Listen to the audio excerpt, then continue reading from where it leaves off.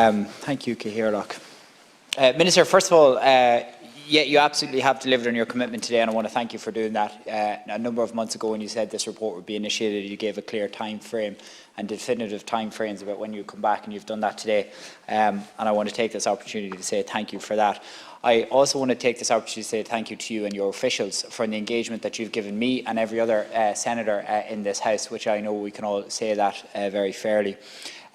You are one of the few people over the last number of years who has really put a lot of effort into this, and that is to be commended. To go into the concept of the report today, on one level it is, I suppose, quite disappointing that it is 480 pages and it's difficult to delve into something and be able to come into a debate 5 or 6 hours later and be able to give a considered response. And you know, naturally you can accept that.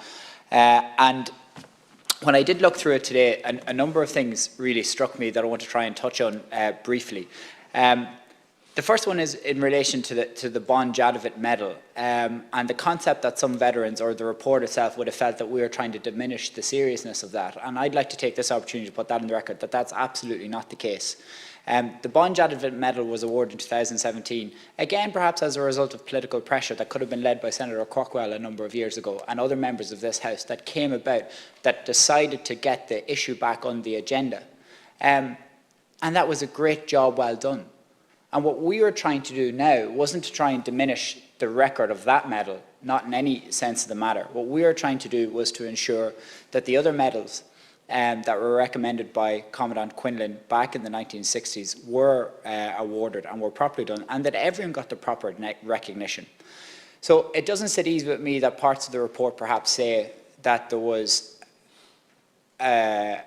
potentially the opportunity to create a two-tiered system of veterans, because that is absolutely not the case, and I want to take the opportunity now to say that. I certainly don't believe that. The other bit that I did read in and delved into in detail was what the report felt in relation to the Senate debate that took place here on the 11th of November in 2020, which I feel was quite selective.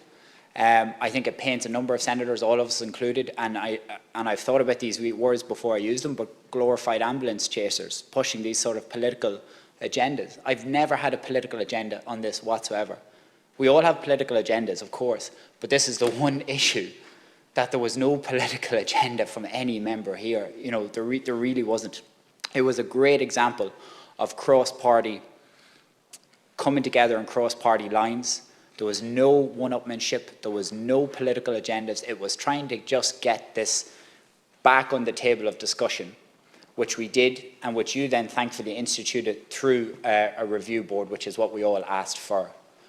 But I do take offence at some of the language in relation to senators and in relation to this House. For example, and I'm just going to quote from it here, and I quote, "Rather unwittingly, the Senate debate seemed intent on sowing renewed division by creating two classes of Jadotville veterans.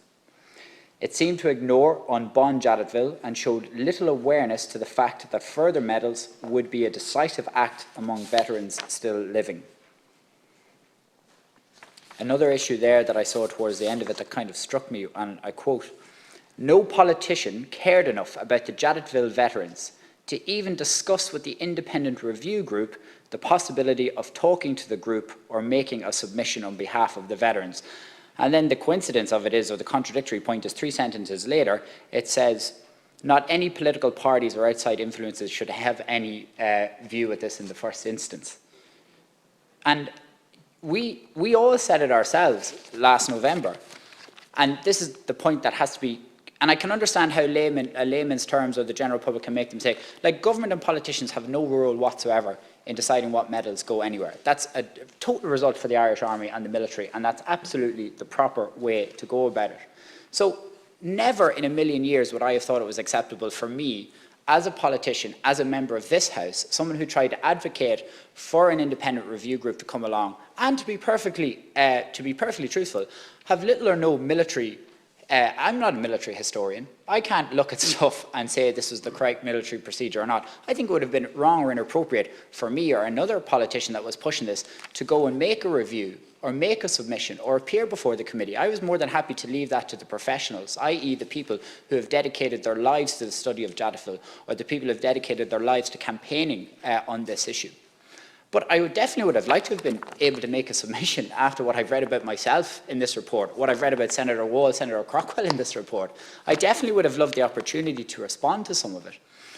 Because my thing is, in 20 years' time or in 30 years' time, and this is coming from someone who studied history, I love history. If I wasn't a politician, I'd love to be a historian.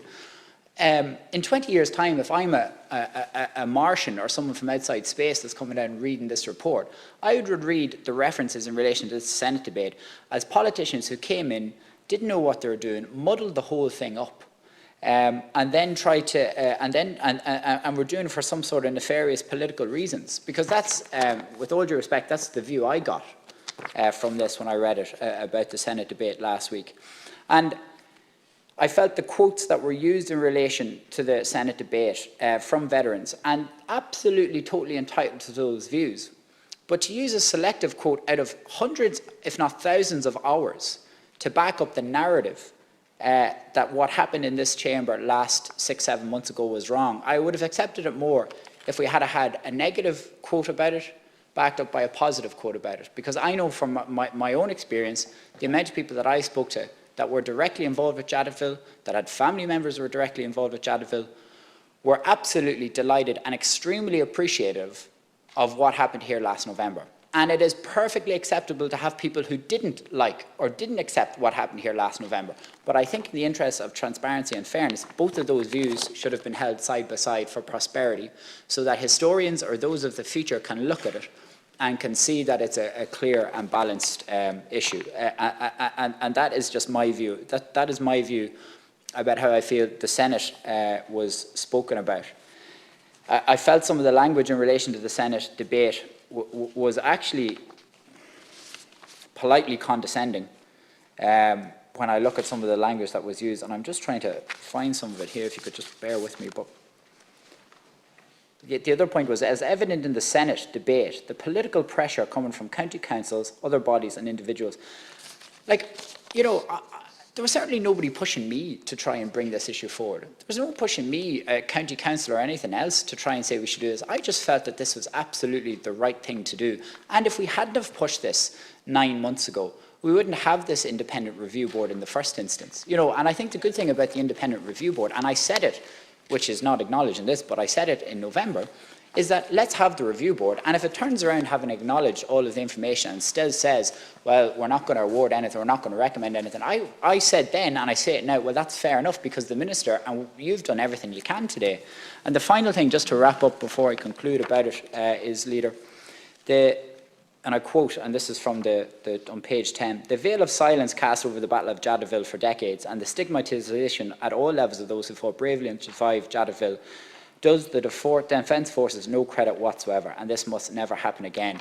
And let's pray to God that is the case.